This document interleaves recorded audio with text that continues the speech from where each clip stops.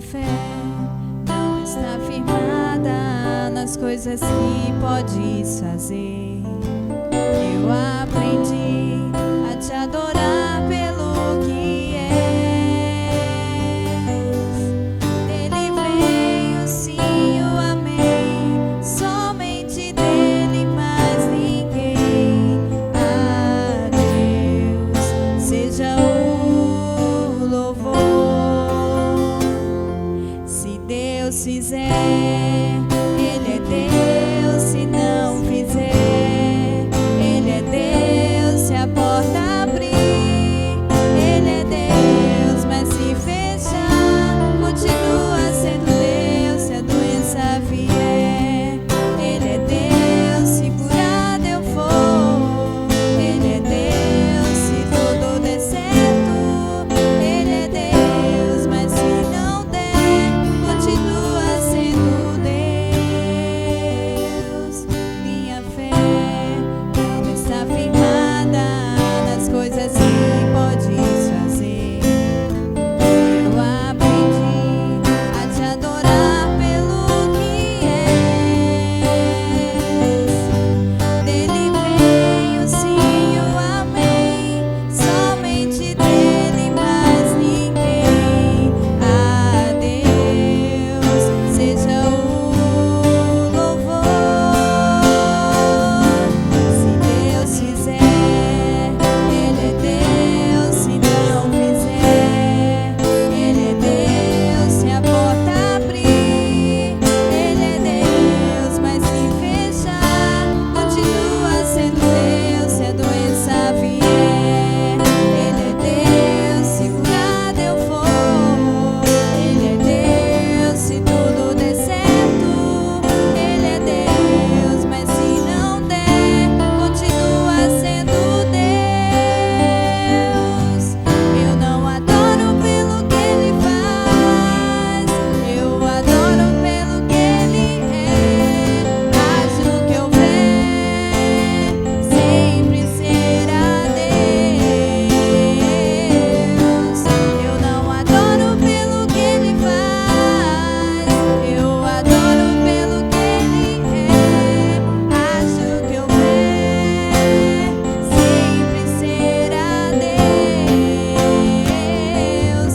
Se Deus fizer, Ele é Deus. Se não fizer, Ele é Deus. Se a porta abrir, Ele é Deus. Mas se fechar, continua sendo Deus. Se a doença vier, Ele é Deus. Se curado eu for, Ele é Deus. Se tudo der certo, Ele é Deus. Mas se não der, continua sendo Deus.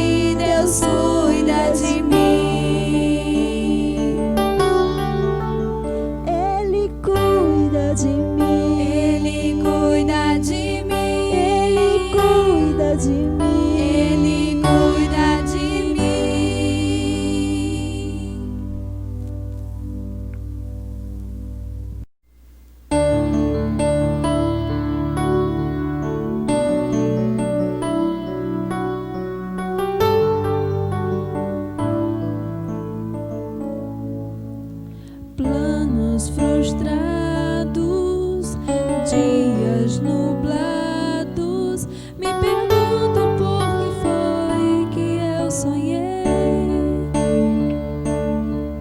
Mar agitado, tempo fechado, já não faz sentido as rotas que tracei.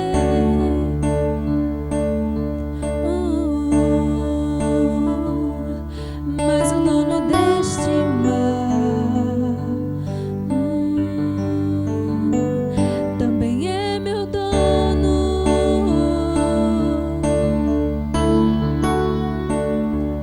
Ele não me abandonou, eu sei, está me ensinando.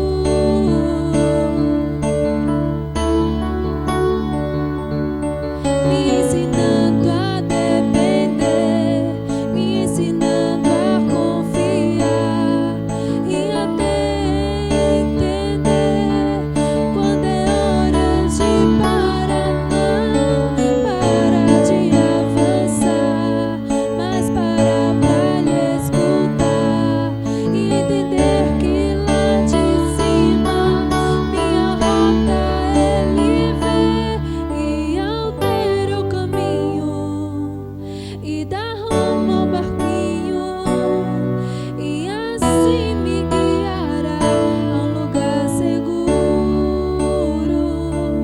a calmaria.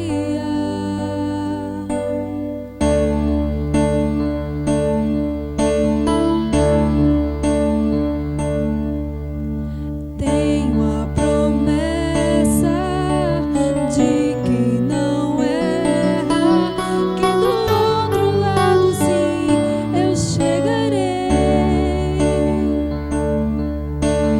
Não estou sozinho, tenho comigo a quem nada lhe resiste, pois é rei. Sim, o dono deste mar também é teu dono.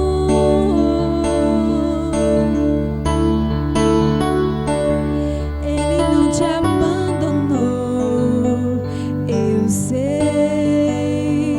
está te ensinando.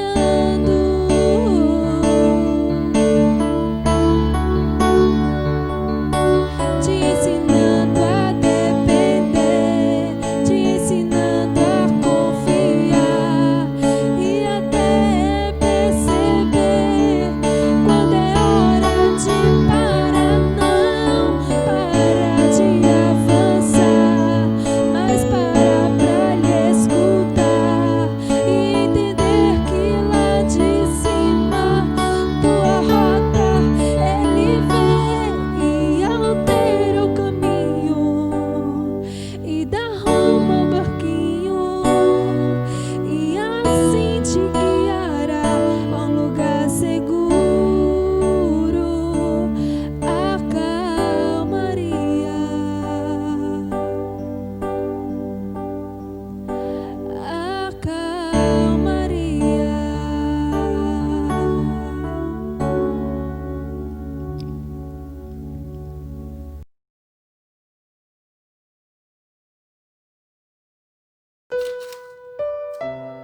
Amém. Saúdo a todos vocês com a paz do Senhor Jesus. Vamos dar continuidade ao nosso estudo do culto da palavra toda quarta-feira. Amém. O pastor Damião já tem iniciado esta palavra, este estudo, com a temática de Bem-vindo ao Reino dos Céus, né? Baseado no Sermão do Monte, ou Sermão da Montanha, como queiram, que está lá em Mateus 5. Então, vamos dar continuidade nessa feita. Vamos fazer a leitura de Mateus 5. Vamos hoje nos ater ao versículo 4. Amém? Mas vamos ler do 1 ao 4. Diz o seguinte: E Jesus, vendo as multidões, subiu ao monte e se sentou, e seus discípulos se aproximaram dele. O 2. E ele começou a ensiná-los, dizendo: Bem-aventurados os pobres de espírito, porque o reino dos céus é deles. O 4. Bem-aventurados os que choram, porque serão consolados. Amém? Este versículo 4 é o que nós vamos estudar hoje. Vamos dar uma aprofundada um pouco mais neste versículo. Mateus 5, versículo 4, referente às bem-aventuranças do Sermão do Monte.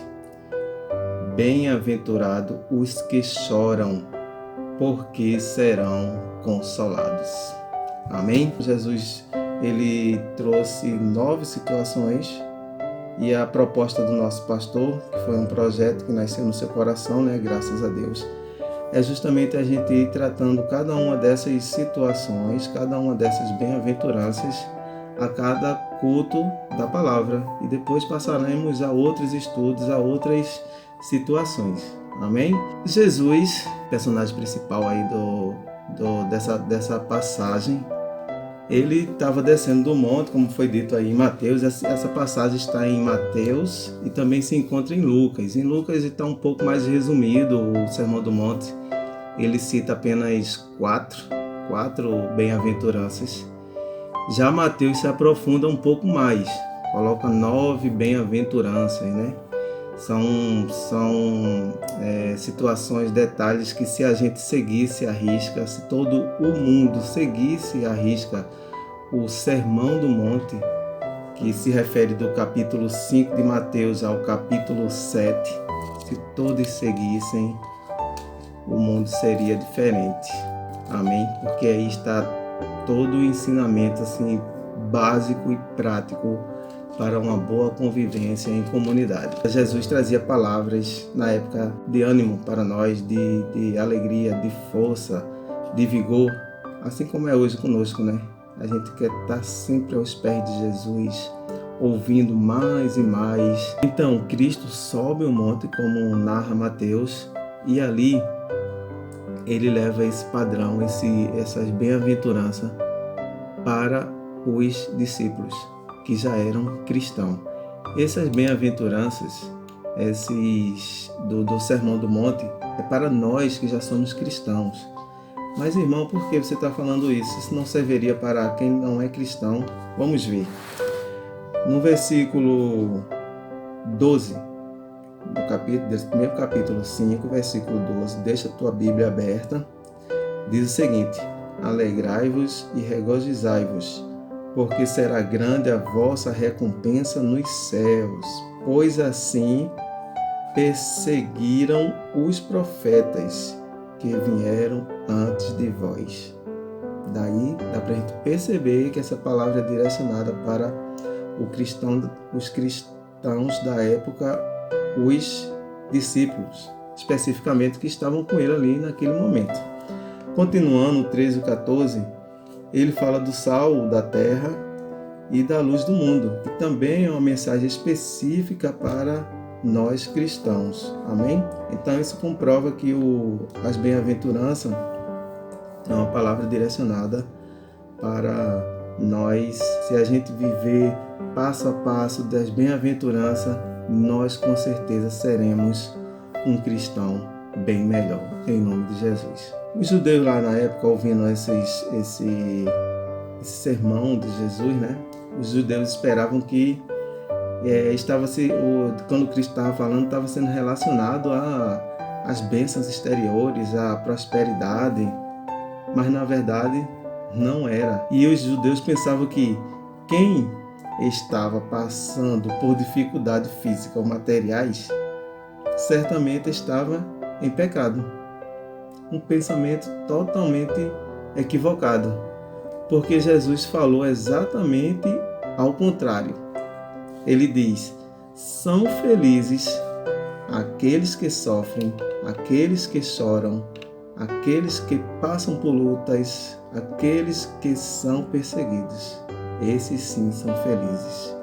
E isso se encaixa um pouco com a nossa história, não é verdade? E às vezes a gente tem essa alegria, essa felicidade de Cristo estar dentro de nós e nós não percebemos, nós não valorizamos, mas que possamos estar orando a Deus para que Deus possa colocar um coração puro em nós, que Deus possa estar nos guiando pelo caminho certo. Amém? Jesus começou o Sermão do Monte com a famosa bem-aventurança, explicando que, no fim, as pessoas, os cristãos, serão recompensados e abençoados por Deus. Amém? Isso é o que nos espera no fim. Continua nesta tua força, continua nesta tua fé. Imagino que em alguns momentos é difícil, tem altos e baixos na nossa vida, nas nossas vidas, tem altos e baixos. Mas como eu disse, Cristo é conosco. O reino dos céus é mencionado na bem-aventurança. Nós podemos ver isso no versículo 3 e no versículo 10 deste mesmo capítulo. Diz o seguinte: bem-aventurado os pobres de espíritos, porque o reino dos céus é dele. O reino dos céus é dele. O 10. Bem-aventurados que são perseguidos por causa da justiça, porque o reino do céu é deles. Às vezes nós ficamos tristes porque achamos que somos injustiçados, né? Pelo sistema mudando, digamos assim, pelas pessoas, às vezes até por irmãos nossos na igreja, né? Mas Deus nos dá a certeza de que a alegria vem ao amanhecer. Podemos estar chorando agora, mas a alegria vem ao amanhecer.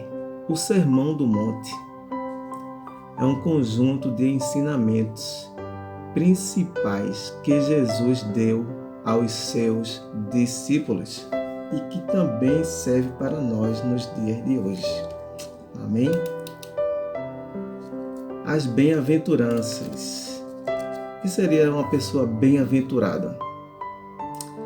Pessoa bem-aventurada é uma pessoa plenamente satisfeita, abençoada, próspera.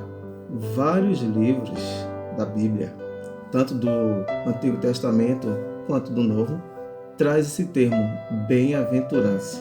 Salmos 1:1. Lembra? Bem-aventurados o varão que não anda no conselho dos ímpios. Tá vendo aí? Quer ver outro? Jó 5:17. Eis que bem-aventurado é o homem a que Deus repreende. Olha aí, às vezes a gente é repreendido por Deus, mas a gente não sabe o benefício que é, porque Deus nos ama, por isso que Ele nos repreende. Amém, meus irmãos? Nós temos também Romanos 4:7, que diz o seguinte: bem-aventurados aqueles cuja maldades são perdoadas. E também temos Apocalipse, temos vários outros livros, mas pegamos apenas esse. Também temos Apocalipse 1:3, capítulo 1, versículo 3, diz o seguinte: bem-aventurado aquele que lê e bem-aventurado o que ouve. Bem-aventurado os que choram. Mas que tipo de choro é esse? Será que é um choro de alguma perda? Um choro de raiva, de alegria, de alguma doença? Um choro de remorso, assim como foi com Judas? Ou um choro de arrependimento? Um choro de arrependimento. Amém? Esse que choram, trata-se do choro de arrependimento. Arrependimento de quê?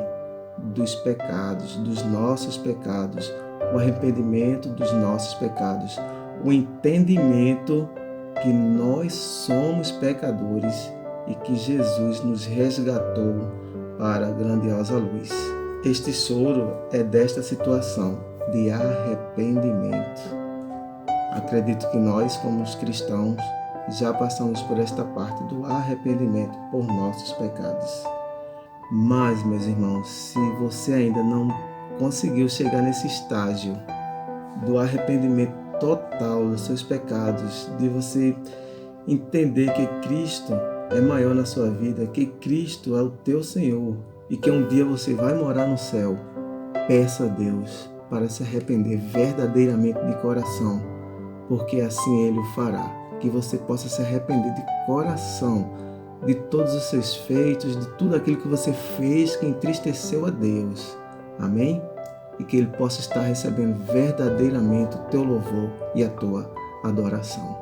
Este choro faz com que a gente reconheça a condição de miserabilidade nossa, miserabilidade do homem, porque nós somos pecadores. A Bíblia fala que pecamos todos os dias e precisamos todos os dias do perdão de Cristo. Precisamos todos os dias estar falando para Cristo: perdoa os nossos pecados. Amém? Nós temos duas situações, dois episódios bíblicos de Judas e de Pedro. Judas foi constatado que ele não se arrependeu, ele teve remorso, ele chorou, ele teve remorso. Já Pedro, quando nega a Cristo, na terceira vez, Pedro lembra do que Cristo falou e ali ele cai em prantos, em um grande choro de arrependimento. Pedro precisou passar por isso, por esse encontro verdadeiro com Cristo, para que ele pudesse ser um grande homem de Deus, como a gente confere ali no livro de Atos, toda a caminhada de Pedro ali, até chegar naquela grande parte do avivamento da igreja. A gente lembra também da história de Caim. Caim chorou. Mas será que foi porque matou seu irmão Abel? Não.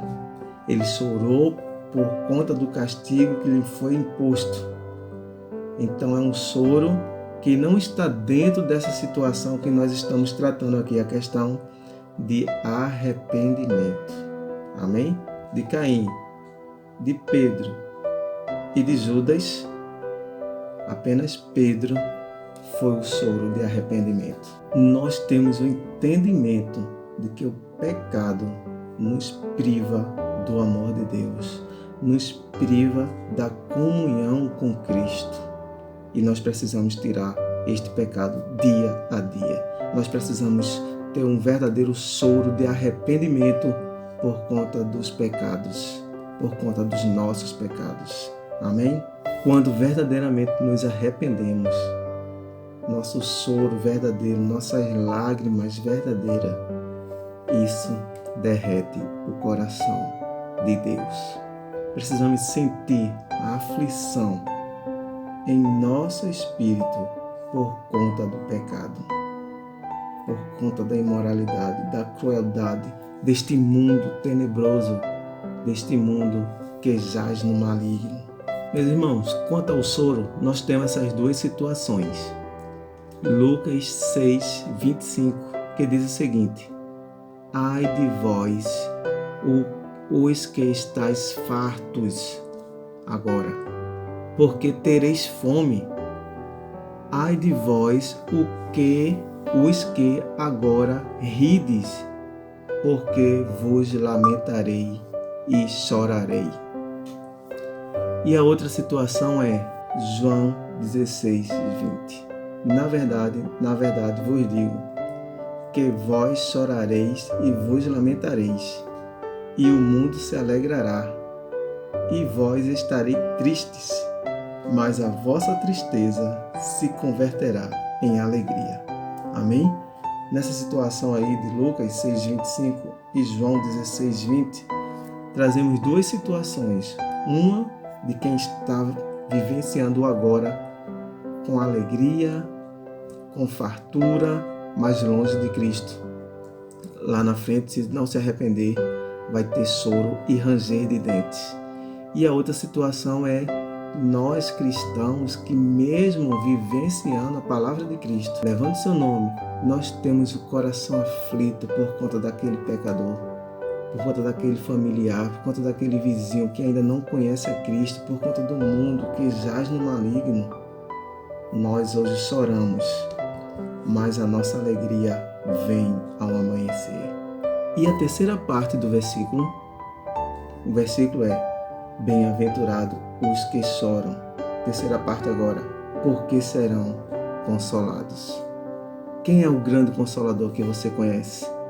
Jesus esteve aqui na terra, foi, mas disse que eu enviaria o Consolador. O Espírito Santo é quem nos consola. Amém? como diz lá em João 14, 26. Mas aquele Consolador, o Espírito Santo, que o Pai enviará em meu nome, esse vos ensinará todas as coisas e vos fará lembrar de tudo quanto vos tenho dito. Outro consolo que Jesus nos deixa é a sua palavra, lá em João 16, 33. Tenho-vos dito isto, para que em mim tenhais paz. No mundo tereis aflições, mas tende bom ânimo, eu venci o mundo. Amém? Ele deixou o Consolador, está preparando lugar lá para cada um de nós e deixa essas palavras de conforto para os nossos corações. Amém? E de tantas situações de conforto que a Bíblia nos traz, apenas mais uma, em Apocalipse 21, 4, que diz o seguinte: e Deus limpará de seus olhos toda lágrima, e não haverá mais morte, nem pranto, nem clamor, nem dor, porque já as primeiras coisas são passadas. Amém? Quando chegar o fim, é só alegria para nós que hoje estamos aqui nesta terra trabalhando para Cristo. Às vezes, muitas vezes, sendo injustiçado, mas sabemos que Deus está ao nosso lado, que Cristo não desistiu de nós. Meus irmãos, para concluir, esta pregação não nos ensina apenas o que devemos crer, e sim o que devemos fazer, o que o Sermão do Monte nos ensina. As bem-aventuranças nos ensina o que devemos fazer para ter uma vida abençoada aqui nesta terra. Então, qual é a lição principal que a gente aprende neste versículo 4? Bem-aventurados que choram, porque serão consolados. Que nunca desanimemos. Não podemos desanimar. Não. Cristo está conosco. Cristo está com você. Perseguições terão muitas, mas a presença de Jesus nos encherá de forças inesgotáveis para vencermos as perseguições. Amém? Que Cristo possa estar te abençoando grandemente e que esta palavra fique no teu coração. E se ainda não temos o entendimento verdadeiro, o choro, as lágrimas de arrependimento dos nossos pecados diários, assim como a Bíblia diz, que possamos estar pedindo a Cristo, que Ele possa estar perdoando nossos pecados, que Ele possa estar afastando cada vez mais os pecados de nossas vidas, que possamos estar orando pelo pecado daquelas pessoas que ainda não conhecem a Cristo, aquelas pessoas que estão afastadas dos caminhos do Senhor. Amém? Que Deus possa estar te abençoando. Este foi o ensinamento de hoje do culto da palavra. Vamos orar? Maravilhoso Deus, eterno Pai, te agradecemos, Senhor, por tudo que o Senhor tem feito em nossas vidas, Deus. Continua com as tuas mãos estendidas sobre cada um de nós, sobre cada um desses irmãos e aquelas pessoas também que não te conhecem, que estão ouvindo, assistindo agora neste momento. Continua abençoando cada um, cada família, Deus, já aqui representada, ser com cada um de nós, nos dá a certeza da salvação. Tira todo o pecado, toda a mancha da nossa veste celestial, Senhor. É o que nós te pedimos, te agradecemos, em nome do teu Filho amado Jesus. Amém. Que Deus te abençoe. Até a próxima.